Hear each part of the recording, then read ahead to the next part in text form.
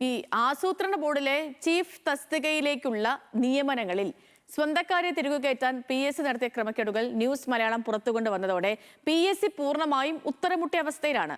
പരീക്ഷാ നടത്തിപ്പ്, rank list തയ്യാറാക്കൽ, നിയമന രീതികൾ എന്നിവയിലെല്ലാം അടിമുടി ദുരൂഹതകൾ ഉയരുമ്പോൾ അതിന് വ്യക്തമായ മറുപടി നൽകാൻ അധികൃതർക്ക് സാധിക്കുന്നില്ല. ആരോപണങ്ങൾക്ക് മറുപടി നൽകുന്നതിന് പകരം അന്വേഷണങ്ങളും തെളിവുകളും അട്ടിമറിക്കാനുള്ള നീക്കങ്ങളാണ് കഴിഞ്ഞ ദിവസങ്ങളിൽ PSCയിൽ അരങ്ങേറിയത്. പരീക്ഷാ ക്രമക്കേടിൽ PSCക്കെതിരെയുള്ള അന്വേഷണത്തിൽ സർക്കാർ ഇന്ന് അന്തിമ തീരുമാനമെടുക്കും. ഇന്നത്തെ മന്ത്രിസഭാ യോഗം എന്തന്വേഷണമാകും പ്രഖ്യാപിക്കുക എന്നുള്ളതാണ്.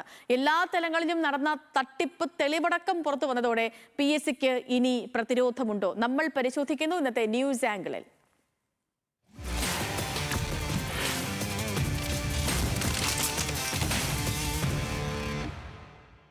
അനിരു അശോകനാണ് വിവരങ്ങളുമായി ചേർന്നത്. Aniru, good morning.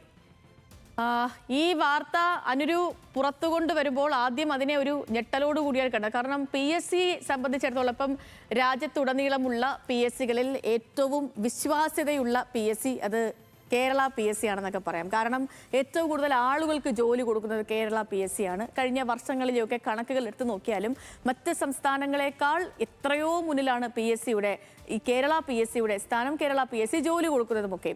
അപ്പം അങ്ങനെയുള്ളൊരു PSCയിൽ അതും ഏറ്റവും ഉന്നതമായ ഒരു പരീക്ഷയിൽ ഇത്തരത്തിലൊരു അട്ടിമറി നടന്നോ? ഇങ്ങനെ ഒരു പ്രശ്നം അവിടെ ഉണ്ടായോ? തുടങ്ങിയ കാര്യങ്ങൾ ഗൗരവപൂർവ്വം നമ്മളൊക്കെയും ചർച്ച ചെയ്തു തുടങ്ങി, അതിനെ നിരീക്ഷിച്ചു തുടങ്ങി. ഈ വിഷയം സമൂഹത്തിൽ ചലനമുണ്ടാക്കി. അതിന് പിന്നാലെ PSCക്കുള്ളിൽ ഇത് ഒരു ഒറ്റപ്പെട്ട സംഭവമല്ല എന്ന തരത്തിലുള്ള വാർത്തകൾ വരാൻ തുടങ്ങി. എന്തിനേറ്റവും ഒടുവിൽ PSCയിലെ ഒരു അന്വേഷണം പ്രഖ്യാപിച്ചിട്ട് അതുപോലും അട്ടിമറിക്കപ്പെട്ടു എന്നുള്ളതാണ്. അപ്പൊ ഇന്ന് സർക്കാരിന്റെ ഭാഗത്ത് നിന്ന് ഒരു അന്വേഷണ പ്രഖ്യാപനമൊക്കെ ഉണ്ടാകുമെന്ന് നമ്മൾ പ്രതീക്ഷിക്കുന്നു. ഈ PSC പറഞ്ഞിരിക്കുന്ന വാദങ്ങളും ന്യായങ്ങളുമൊക്കെ ഇനി എത്ര കണ്ട് നിലനിൽക്കും അനുരു?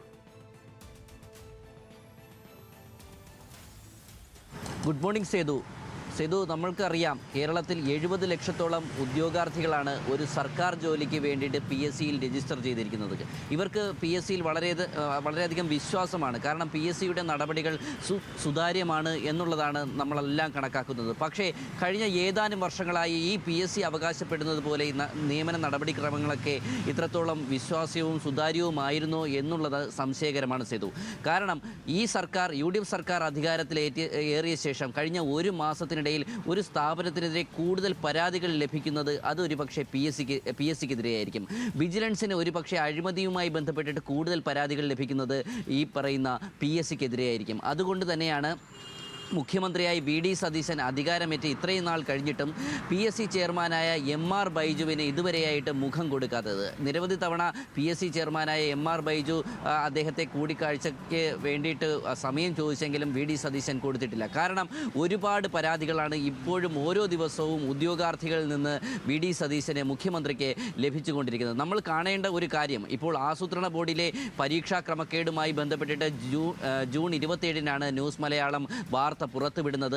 ഈ വാർത്തയുടെ അടിസ്ഥാനത്തിൽ പ്രഥമ ദൃഷ്ട്യാ തന്നെ അട്ടിമറിയുണ്ട് എന്ന് കണ്ടതിൻ്റെ അടിസ്ഥാനത്തിലാണ് കേരള അഡ്മിനിസ്ട്രേറ്റീവ് ട്രിബ്യൂണൽ ഇക്കാര്യത്തിൽ ഒരു വിശദീകരണം നൽകണമെന്ന്, അത് 3 ആഴ്ചയ്ക്കുള്ളിൽ വിശദീകരണം നൽകണമെന്ന് PSCയോടും സർക്കാരിനോടും ആവശ്യപ്പെട്ടത്.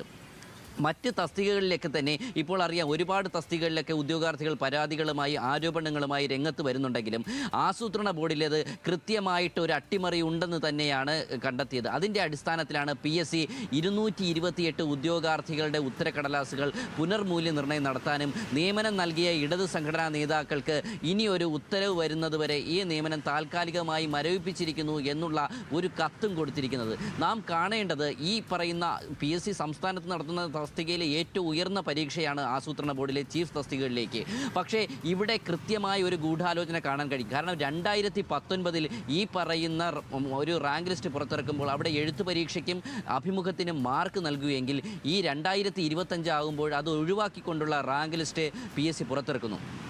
സ്വാഭാവികമായിട്ടും ഈ പറയുന്ന വിവരണാത്മകമായ പരീക്ഷ കുറ്റമറ്റ രീതിയിൽ നടപ്പാക്കുന്നതിന് വേണ്ടിയാണ് ഇപ്പോൾ PSC ചെയർമാനായ MR ബൈജു മെമ്പറായിരിക്കെ ഈ ഓൺ സ്ക്രീൻ മാർക്കിംഗ് സംവിധാനം കൊണ്ടുവന്നത്. കാരണം 1/4 മാർക്ക് പോലും റാങ്ക് ലിസ്റ്റിൽ വലിയ വ്യത്യാസം ഉണ്ടാകുമെന്നിരിക്കെ ആ മാർക്ക് പോലും ഉദ്യോഗാർത്ഥിക്ക് നഷ്ടപ്പെടരുത് എന്നുള്ള ഒരു ഇതിലാണ് ഓൺ സ്ക്രീൻ മാർക്കിംഗ് സംവിധാനം കൊണ്ടുവന്നത്. പക്ഷേ ഇവിടെ സംഭവിച്ചത് പൊതുപരീക്ഷയ്ക്ക് 100 മാർക്കിൽ 58 മാർക്ക് മൂല്യനിർണ്ണയം നടത്താൻ കഴിയാതെ ഒരു റാങ്ക് ലിസ്റ്റ് പ്രസിദ്ധീകരിക്കുന്നു. നമ്മൾ മനസ്സിലാക്കേണ്ടത് 42 മാർക്കിന് ഇത്തരത്തിലൊരു മാർക്ക് ലിസ്റ്റ് പുറത്തിറക്കണമെങ്കിൽ അവിടെ എത്രത്തോളം ക്രമക്കേട് നടന്നിട്ടുണ്ട്. കാരണം ഈ റാങ്ക് ലിസ്റ്റ് കൂട്ടി വരുമ്പോൾ തന്നെ അവിടെ PSC ആസ്ഥാനത്തിരിക്കുന്ന ഉദ്യോഗസ്ഥർക്കറിയാം 42 മാർക്കിൽ എത്ര മാർക്കാണ് ഈ 1ാം റാങ്കുകാരൻ എഴുതിയെടുത്തതെന്ന്. അപ്പോൾ തന്നെ ഒരു കൃത്രിമം അവിടെ നടന്നിട്ടുണ്ട്, അല്ലെങ്കിൽ തെറ്റ് സംഭവിച്ചിട്ടുണ്ടെന്ന് PSC ഉദ്യോഗസ്ഥർക്ക് അറിയാവുന്ന കാര്യമാണ്. എന്നാൽ ഇതൊക്കെ മറച്ചു പിടിച്ചിട്ടാണ് ശരി അനുരു, ശരി. ഈ പറഞ്ഞ പോലെ ഇന്ന് സർക്കാരിന്റെ ഭാഗത്തുനിന്ന് ഒരു അന്വേഷണം ഒക്കെ ഈ വിഷയത്തിൽ ഉണ്ടാകുമെന്ന് പ്രതീക്ഷിക്കുന്നു.